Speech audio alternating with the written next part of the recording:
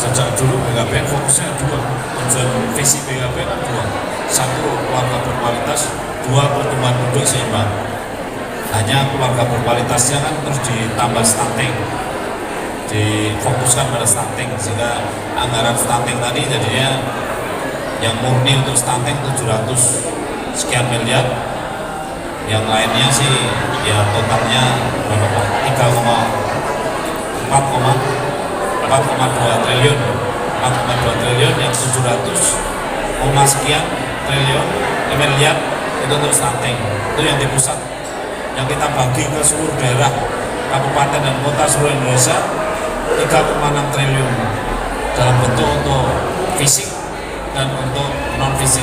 Dan non fisiknya itu ya stunting, ya banyak yang kegiatan stunting. Sehingga anggaran stunting itu terbagi dua, yang dipegang oleh BKBN pusat 700 sekian miliar, yang kita berikan ke provinsi dan kabupaten kota totalnya dengan Bangka Kencana 3,6 triliun. Kira-kira gitu. Bali berarti lebih besar karena jadi pilot project. Ya hubungannya dengan jumlah penduduk. Kalau jumlah penduduknya banyak ya pembagiannya banyak. Tapi Bali kan sukses. Bali itu adalah stunting terendah di Indonesia, Bali. Total fertility rate terendah Bali, ya kan? Sehingga rata-rata orang Bali itu anaknya rata-rata sudah 1,9. Kalau provinsi lain kan masih 2, sekian, 2, sekian gitu. Jadi Bali ya spiritnya gini, provinsi yang penduduknya besar ya itu kita fokuskan. Begitu juga provinsi yang stuntingnya besar, maka ada 12 provinsi yang menjadi prioritas. NTT, NTB, Sulawesi Barat, Sulawesi Tenggara itu kan di atas 30%. Kalimantan Barat, Kalimantan Selatan, Aceh itu 30%. Stuntingnya merah itu rapotnya, nah itu menjadi prioritas. Kemudian yang penduduknya besar, Jawa Tengah, Jawa Barat, Jawa Timur, Banten, tambah Sumatera Utara. Jadi total ada 12 provinsi kita gebrak dengan prioritas. Terutama di Provinsi Aceh, dengan berlakunya syariah Islam di sana, bagaimana mengembang sayap BKKBN di sana, ada kendala atau tidak? Ya, sampai hari ini praktis tidak ada kendala karena pelaksanaan program Bangka Kencana terutama untuk mengendalikan fertility rate di Aceh juga terkendali. Ya. Artinya Aceh ini rata-rata anak juga tidak lebih dari 3. Ada total fertility rate-nya tidak lebih dari 3. Kalau dibandingkan dulu tahun 80 kan di sana lebih dari 5, 7. Nah sekarang juga turun. Nah, ini menunjukkan bahwa di Aceh itu meskipun waktu itu masih bergejolak juga itu, tapi sukses juga. Sukses juga.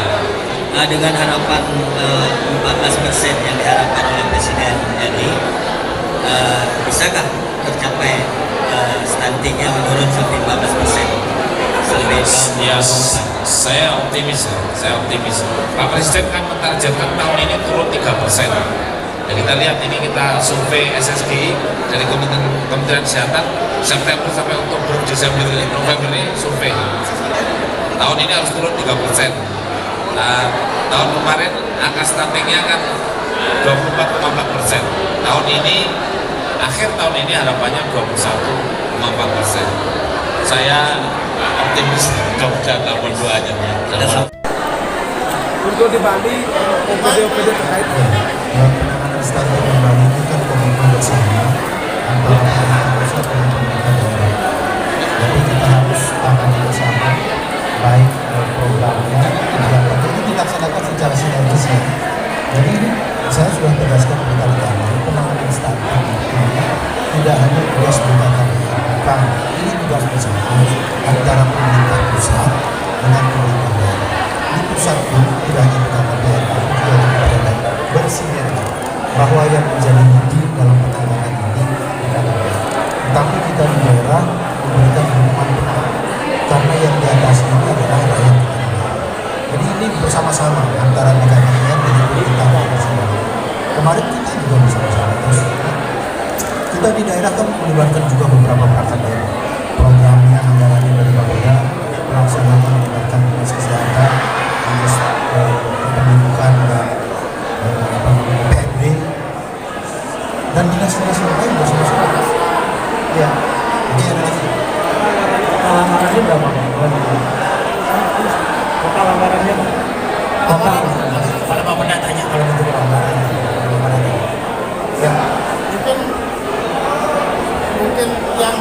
dilakukan oleh pemerintah Provinsi Bali untuk penanganan stunting itu seperti apa? Ya, dari segi kelembagaan struktur ini dipimpin oleh Pak Wakil Gubernur, beliau ketuanya. Ketuanya Pak Wakil Gubernur, kemudian lembaganya ada, dan penanganannya juga dilaksanakan oleh Bupati Wali Kota dengan perangkat daerah masing-masing sampai ke tingkat desa.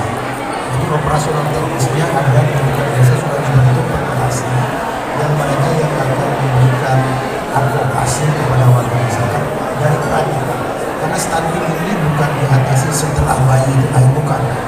Bahkan dari pranika sudah diberikan bimbingan, diberikan konsultasi apa yang harus dilakukan sebelum nikah sehingga mereka bisa paham, bisa mengerti dan melakukan upaya-upaya untuk pernikahannya berjalan dengan baik dan kemudian bayinya bisa diberikan gizi yang cukup, sehingga tidak terjadi stunting di kemudian. Ini berjalan di seluruh desa di Bali.